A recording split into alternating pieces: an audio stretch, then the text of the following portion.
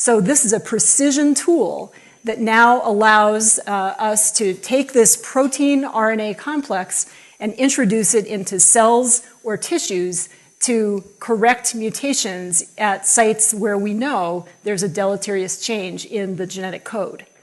So I wanted to show you an example of how this can be utilized.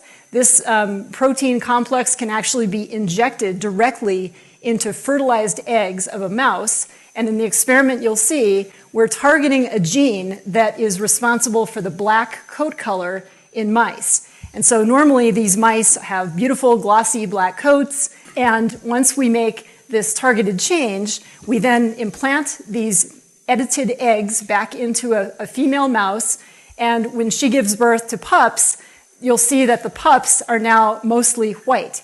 And the remarkable thing about this experiment is that when these mice grow up, you can test them and show that every cell in the body has this single genetic change that gives rise to the white coat color, but otherwise they're absolutely normal. So they are normal mice, no mutations elsewhere in the genome.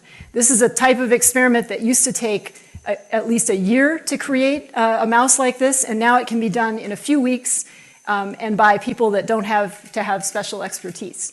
So this is a technology it's been very exciting over the last 2.5 years to see this technology taking off. These are publications in the scientific literature. It's been sort of exponential growth of publications, people using this technology for all sorts of applications. And so some of these include making changes, targeted genetic changes in plants, in fungi, in animals that are important agriculturally, in animals that are important to us as pets, and also in thinking about human health, also to do things like make changes in stem cells, which are cells that can give rise to new organs. Also to make changes in animals that are important as models of human disease, such as mice and monkeys. And we think within the not too distant future, it will be possible to actually use this technology to make changes in humans